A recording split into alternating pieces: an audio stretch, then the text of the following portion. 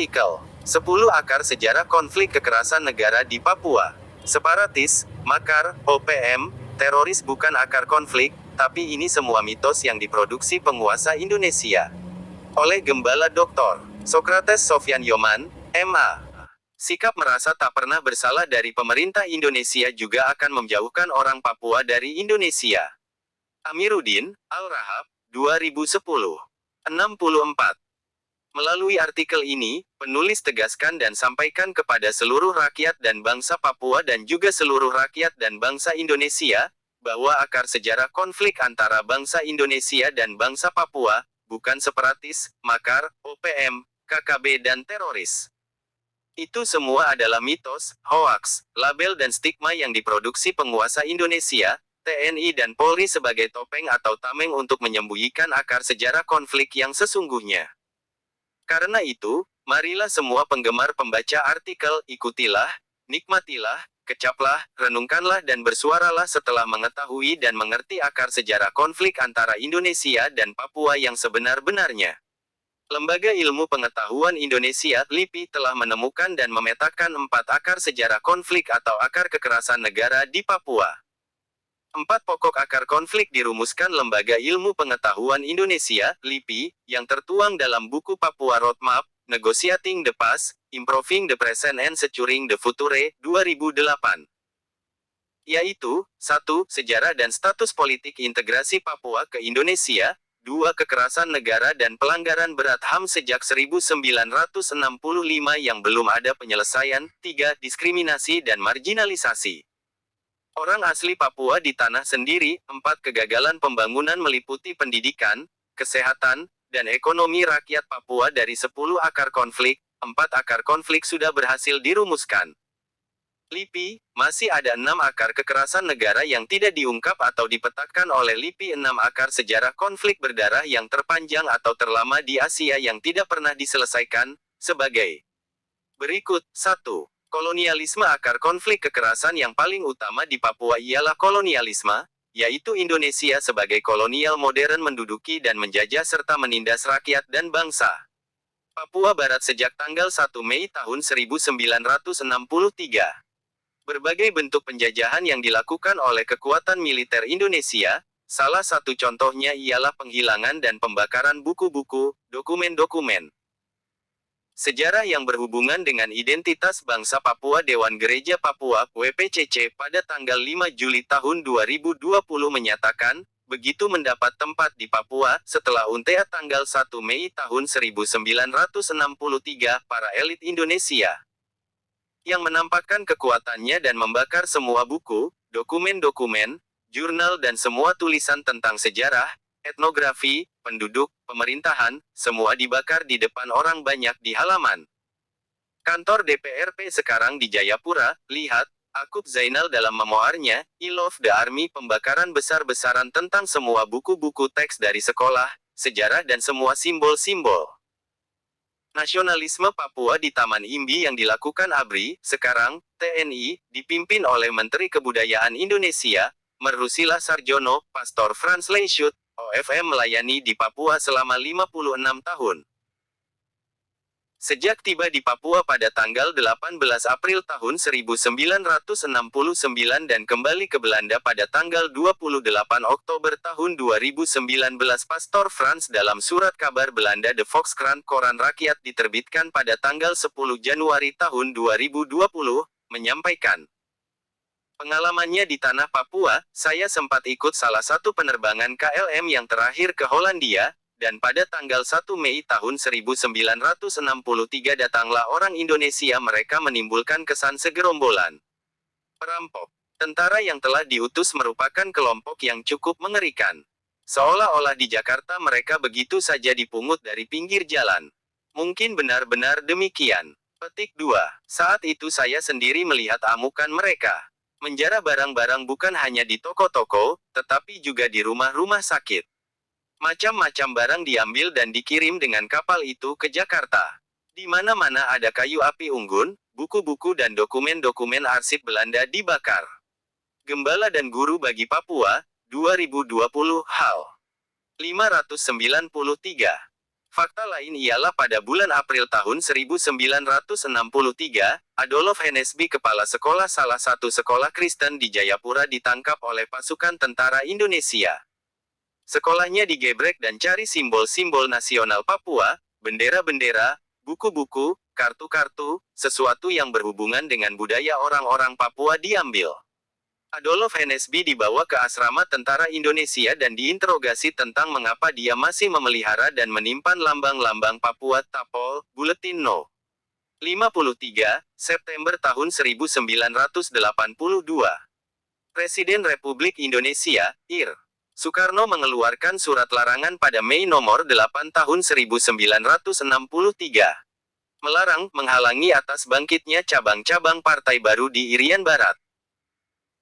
Di daerah Irian Barat dilarang kegiatan politik dalam bentuk rapat umum, demonstrasi-demonstrasi, percetakan, publikasi, pengumuman-pengumuman, penyebaran, perdagangan atau artikel, pemeran umum, gambaran-gambaran atau foto-foto tanpa izin pertama dari gubernur atau pejabat resmi yang ditunjuk oleh presiden. Petik 2. Kapitalisme, kolonialisme, pendudukan dan penjajahan wilayah selalu hadir karena daya tarik sumber daya alam yang melimpah. Jadi, kolonialisme di Papua karena adanya kapitalisme. Sumber daya alam SDA Papua yang kaya raya seperti susu dan madu menjadi motivasi pendudukan dan penjajahan Indonesia yang ditopang oleh kepentingan ekonomi Amerika Serikat di Papua. Kepentingan kapitalisme di Papua mengorbankan 3 tokoh penting, yaitu A. Sekretaris Jenderal PBB, Dag Hammarskjöld di Kongo pada 17–18 September tahun 1961, B. Presiden Amerika Serikat John F. tewas ditembak pada tanggal 22 November tahun 1963, Presiden John F. Kennedy tewas ditembak oleh Lee Harvey Oswald. C. Dilengsarkan Ir. Soekarno sebagai Presiden Indonesia, pada tahun 1965 dengan tuduhan pendukung komunis. 3 orang yang dianggap penghambat kepentingan ekonomi di Papua ini dikorbankan. Para pemilik modal dengan secepatnya membuat perjanjian kontrak kerja PT Freeport McMoran dengan Soeharto pada tanggal 7 April tahun 1967 untuk tambang dan uranium di Namangkawi, Ndugu-Ndugu, Tembagapura. Perjanjian kontrak kerja ini dibuat 2 tahun sebelum Papua dimasukkan ke dalam wilayah Indonesia dengan moncong senjata melalui rekayasa Pepera 1969 yang cacat hukum dan moral yang melawan standar kaidah-kaidah atau hukum internasional. 3. Militerisme. Militerisme memperkuat dan memperkokoh serta melindungi kolonialisme dan kapitalisme. Kolonialisme identik dengan militerisme. Kapitalisme identik dengan militerisme. Ini disebut gabungan kekuatan triplet atau kembar 3. Artinya kolonialisme, kapitalisme dan militerisme itu satu nyawa dan satu roh yang tidak bisa dipisahkan satu dengan lain.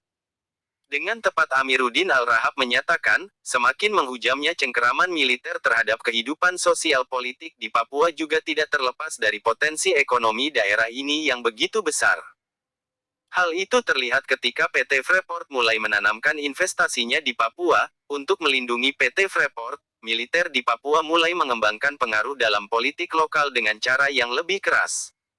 Selain itu, militer juga memperbesar kekuasaannya dengan menempatkan diri sebagai pelindung dari menggalirnya ribuan para imigran dan transmigrasi dari luar Papua. Heboh Papua, Perang Rahasia Trauma dan Separatisme, Al-Rahab, 2010/46. Khusus di Papua, moncong senjata menjadi satu-satu solusi yang dipakai negara selama 58 tahun sejak tanggal 1 Mei tahun 1963 sampai saat ini untuk menjaga kapitalisme dan memperkokoh kolonialisme. Orang-orang asli Papua yang bersuara kritis untuk melindungi hak atas tanah mereka dan memperjuangkan keadilan serta martabat kemanusiaan dituduh separatis, makar, OPM dan KKB dan dibantai seperti hewan dan binatang. Pelakunya kejahatan yang mengorbankan nyawa manusia orang asli Papua tidak pernah dihukum, bahkan disebut seperti pahlawan nasional.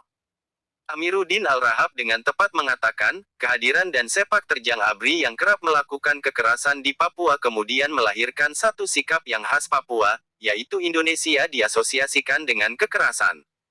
Orang-orang Papua secara perlahan, baik elit maupun jelata juga mulai mengenal Indonesia dalam arti sesungguhnya. Singkatnya dalam pandangan orang Papua, ABRI adalah Indonesia, Indonesia adalah ABRI, 2010-43. Kekerasan negara di Nduga, 2018 di Intan Jaya, 2019 di Puncak Ilaga, 2020 di Yahukimo, 2021 di Maibrat tidak terlepas dari kepentingan kapitalisme dan kolonialisme. TPNPB atau OPM yang tidak berdaya powerless selalu dikambing hitamkan untuk operasi-operasi militer dengan tujuan penguasaan wilayah yang berpotensi ada tambang emas dan sumber daya alam yang lain. 4. Rasisme. Pandangan dan keyakinan rasisme menjadi landasan atau dasar pendudukan dan penjajahan serta penindasan penguasa Indonesia atas penduduk orang asli Papua. Penguasa Indonesia dan sebagian besar orang Indonesia memandang orang asli Papua adalah manusia kelas 2. Karena dianggap manusia kelas 2, maka dengan mudah disebut monyet, gorila, dan kata-kata negatif yang lain. Ada diskriminasi rasial, etnis, agama dan golongan yang berlandung lama dalam sistem kenaikan pangkat dalam tubuh TNI Polri, yaitu bagi orang Kristen pada umumnya dan lebih khusus orang asli Papua sulit mendapatkan pangkat yang lebih tinggi. Walaupun ada, itu sangat terbatas dan hanya perkecualian dan persyaratan-persyaratan tertentu. 5. Fasisme. Karena orang asli Papua dianggap manusia kelas 2, monyet dan lain-lain, maka suara orang asli Papua diabaikan dan tidak didengarkan.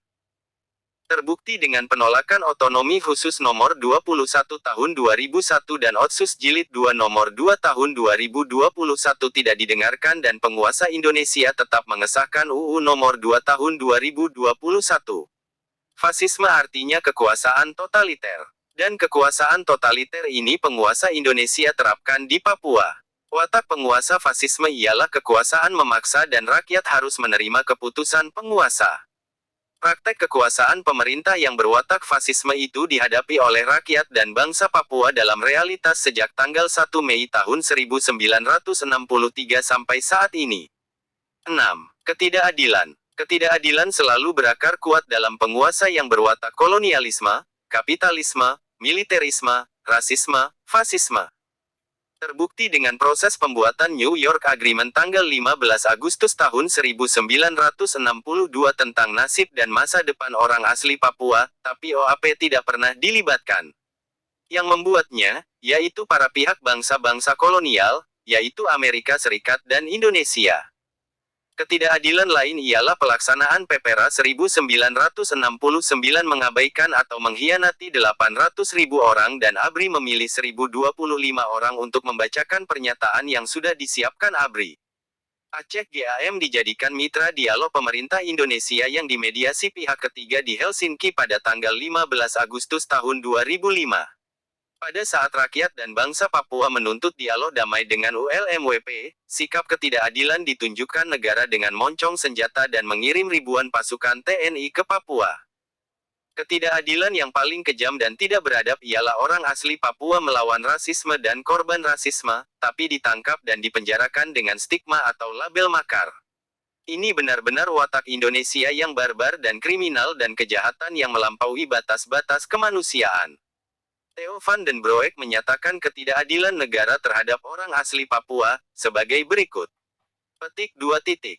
Suara yang begitu terang untuk meminta perubahan pendekatan dalam menangani persoalan Papua, dari pendekatan keamanan ke pendekatan dialog, tidak didengar oleh pemerintahan di Jakarta. Bahkan, Presiden Jokowi semakin bergerak ke belakang dan perlahan-lahan keluar dari kerumitan persoalan Papua, sedangkan panggung semakin diduduki oleh pensiunan militer, Muldoko, Rian Mizat, Hendro Priyono, Prabowo dan Wiranto. Dan, hal ini bukan berita baik bagi Papua, tuntut martabat, orang Papua dikukum, 2020-35. 10 akar konflik ini yang menyebabkan luka membusuk dan luka bernanah di dalam tubuh bangsa Indonesia. Prof. Dr. Frans Magnis dan Pastor Frans Liesout, OFM, dengan iman menggambarkan tentang keadaan yang sesungguhnya di Papua. Situasi di Papua adalah buruk, tidak normal, tidak beradab, dan memalukan, karena itu terutuk bagi media asing. Papua adalah luka membusuk di tubuh bangsa Indonesia. Kita akan ditelanjangi di dunia beradab, sebagai bangsa biadab, bangsa pembunuh orang-orang Papua, meski tidak dipakai senjata. Sumber, Prof. Dr. Franz Magnis, Kebangsaan, Demokrasi, Pluralisme Bunga Rampai Etika Politik Aktual, 2015-255.257. Sedangkan Pastor Franz Lieshout, OFM, mengatakan, orang Papua telah menjadi minoritas di negeri sendiri. Amat sangat menyedihkan. Papua tetaplah luka bernanah di Indonesia. Sumber, Pastor Franz Lieshout, OFM, Guru dan Gembala bagi Papua, 2020-601. Dari 10 akar sejarah konflik antara Indonesia dan Papua, penguasa Indonesia sebagai kolonial modern yang menduduki dan menjajah rakyat dan bangsa Papua telah berhasil menghasilkan 6 sikap dalam jiwa, daging, darah dan pikiran serta perasaan rakyat dan bangsa Papua. 6 sikap itu sebagai berikut. 1. Awareness kesadaran. Seluruh rakyat dan bangsa Papua Barat menyadari dan ada kebangkitan bahwa Indonesia adalah penguasa kolonial modern yang menduduki dan menjajah bangsa Papua Barat dengan moncong senjata sejak tanggal 1 Mei tahun 1963 sampai sekarang memasuki tahun 2021. 2. United Persatuan. Kesadaran dan kebangkitan adanya pendudukan dan kolonialisme Indonesia atas bangsa Papua, sehingga orang asli Papua melahirkan sikap persatuan dengan membentuk wadah perjuangan bersama, yaitu United Liberation Movement for West Papua (ULMWP). ULMWP menjadi wadah politik resmi yang menjadi observer di MSG dan bersuara di forum-forum PIF, ACP dan forum internasional lainnya. 3. Distrust ketidakpercayaan. Rakyat dan bangsa Papua telah kehilangan kepercayaan terhadap penguasa Indonesia. Kepercayaan terhadap Indonesia menjadi gundul atau botak. Sudah tidak ada cara lain untuk kembalikan kepercayaan rakyat kepada penguasa pemerintah Indonesia. Label teroris terhadap orang asli Papua bertambah luka membusuk dan bernanah dalam tubuh bangsa Indonesia dari kacamata orang asli Papua. Otsus Jilid 2 Nomor 2 Tahun 2021 bertambah runtuhnya kepercayaan rakyat dan bangsa Papua terhadap penguasa Indonesia. 4. Disobedience ketidakpatuhan. Dari kedasaran, kebangkitan dan persatuan dan ketidakpercayaan itu melahirkan ketidakpatuhan kepada penguasa Indonesia dan berbagai undang-undang dan ideologi bangsa. Contohnya, pada tanggal 17 Agustus tahun 2021, mayoritas orang asli Papua tidak kibarkan bendera merah putih di halaman rumah seperti tahun 1980-an sampai tahun 1990-an. Rakyat dan bangsa Papua menyadari bahwa bendera merah putih ialah lambang penjajahan. Alam juga turut tidak setuju dan itu terbukti di Manokwari dan di Jembatan Merah Jayapura. 5. Rejection penolakan.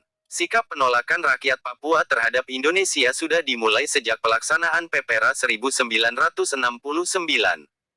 Hampir mayoritas 95% orang asli Papua menolak digabungkan dengan wilayah Indonesia dengan proses PPRA 1969 yang dimenangkan ABRI.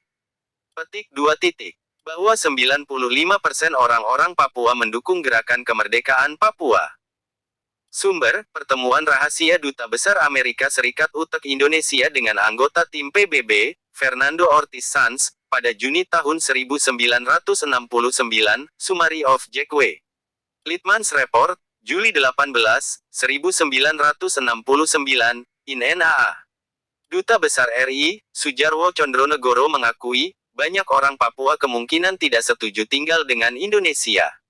Sumber, UNGA Official Records MM. X1, paragraf 126. Dr. Fernando Ortiz Sanz melaporkan kepada Sidang Umum PBB pada 1969, mayoritas orang Papua menunjukkan berkeinginan untuk berpisah dengan Indonesia dan mendukung pikiran mendirikan negara Papua merdeka. Sumber, UN Doc. Aneks I, A7723, paragraf 243, p. Keterlibatan militer Indonesia juga diakui oleh Sintong Panjaitan dalam bukunya, Perjalanan Seorang Prajurit Peran Komando.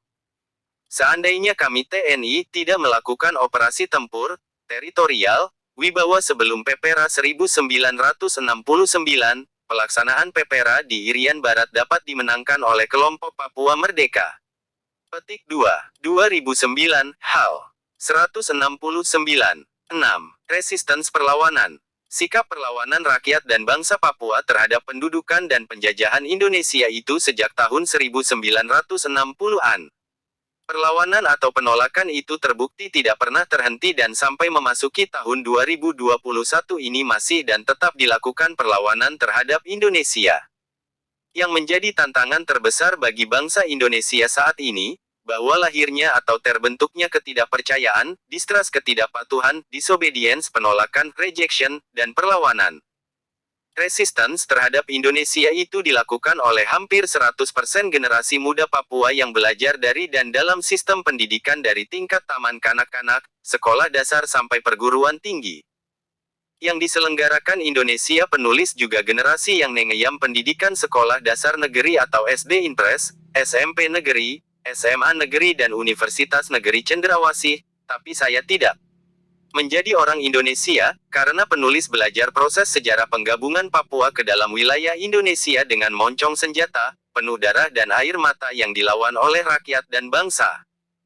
Papua ialah akar sejarah konflik, yaitu, diskriminasi rasial, fasisme, kolonialisme, militerisme, kapitalisme, pelanggaran berat HAM, ketidakadilan, dan sejarah Pepera 1969 yang cacat hukum dan moral rakyat dan bangsa Papua juga menolak dan melawan hoaks, mitos-mitos, stigma, label diproduksi penguasa Indonesia, yaitu, separatis, makar, OPM, KKB, dan teroris sebagai topeng atau tameng. Untuk menyembunyikan sejarah akar konflik Papua sekarang Indonesia menghadapi tantangan berat, yaitu, kesadaran awareness persatuan, united ketidakpercayaan, distrust ketidakpatuhan. Disobedience penolakan rejection, dan perlawanan resistance. Selamat membaca doa dan harapan saya, artikel ini menjadi berkat bagi para pembaca. Ita Wahupurom, Selasa, tanggal 9 September tahun 2021. Penulis 1. Presiden Persekutuan Gereja-Gereja Baptis West Papua. 2. Anggota, Dewan Gereja Papua, WPCC. 3. Anggota, Konferensi Gereja-Gereja Pasifik PCC. 3. Anggota Baptist World Alliance BWA.